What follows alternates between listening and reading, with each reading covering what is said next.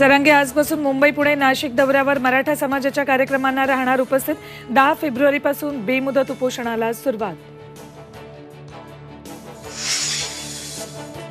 कावळ्याच्या शापानं गाय मरत नसते, जितेंद्र आव्हाडांची अजित पवारांवर टीका, तर आव्हाडांना पक्ष काबीज करायचा असल्याचा धनंजय मुंडेंचा गंभीर आरोप। एकच प्रोडक्ट लॉन्च करण्याच्या प्रयत्नात काँग्रेसच्या दुकानाला टाळं लावण्याची वेळ, मोदींनी उडवली खिल्ली। भाजप 370 जागा जिंकणार तर एनडीए 400 पार, लोकसभेत मोदींचा दावा। केंद्रीय कृषी विभागाची समिती आजपासून राज्याच्या दौऱ्यावर नाशिक, पुणे, बीडमध्ये देणार भेट।